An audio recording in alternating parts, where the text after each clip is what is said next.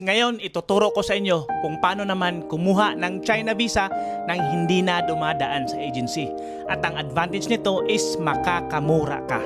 Sa mga hindi nakakaalam, my name is Chris. I live here in Macau and gumagawa ako ng mga ganitong content, hindi lang pang travel. So you can check my previous video here on TikTok at baka may matutunan kayo all about Macau related, DIY, etc. at kung ano-ano pa.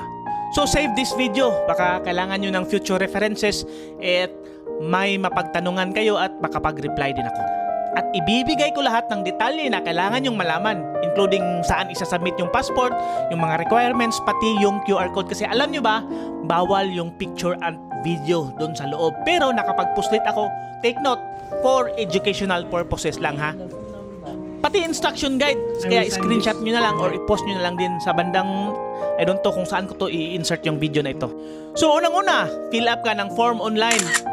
Visit www.visaforchina.com and doon ka mag-fill up ng online. Kaya sinasabi ko dapat nandito kayo sa Macau kasi yung building nandito mo isasubmit or may kamag-anak o kakilala ka kasi isasubmit mo yung physical passport mo.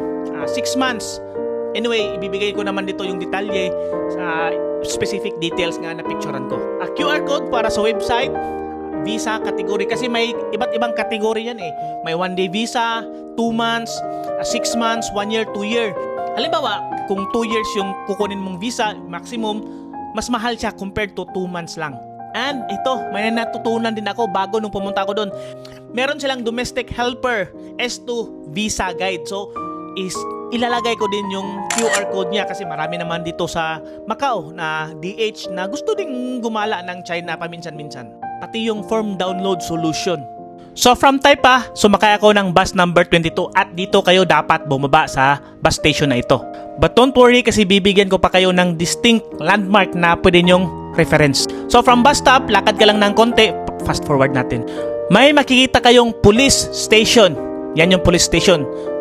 Sa harap niyan, tumawid kayo sa kabila para dumaan sa pedestrian. So tawid tayo sa pedestrian. At pagtawid nyo sa pedestrian, may nakikita kayong overpass dyan. Dyan kayo dadaan. So tumawid na tayo sa pedestrian, sumakay tayo ng elevator pababa.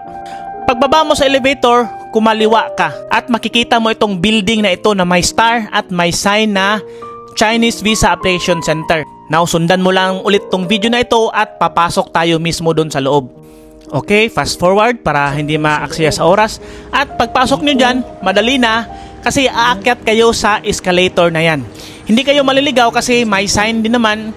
And pag akyat nyo sa taas, fast forward natin, pag akyat nyo sa taas, dito kayo papasok. May isang security guard dyan at ipapakita nyo yung form na binigay sa iyo nung nag-fill up kayo at saka bibigyan kayo ng number. At heto siya. Nagbubukas pala ito ng 11 AM in the morning at dahil maaga ako, syempre maaga din ako natapos. Hintayin nyo lang tawagan yung number mo kung saan kayong cubicle papasok. Alam nyo naman yan kasi nakapag-process naman kayo dito. At pagpasok mo sa cubicle, pipirma ka at mag-iwan ka ng phone number mo. I-discuss din nila kung anong visa ang in-applyan mo, including the details and information. So parang review na rin. Again, this is just for educational purposes only kasi bawal yung video and picture dun. Pero nakapag-post ako hindi ko naman alam. Alaman ko lang huli na. At pagkatapos nyan, you're good to go. Oh, diba? Madali lang. And that's it guys. If you want to know more about life and story here in Macau, don't forget to follow this TikTok account because I will be sharing you more travel tips, guide and advice and as well as this type of content like China visa processing. Again, kapag may gusto ka pang paglilinaw at katanungan, mag-iwan ka lang ng comment sa baba at gagawa natin yun ng video for future references again also. Thank you. Peace!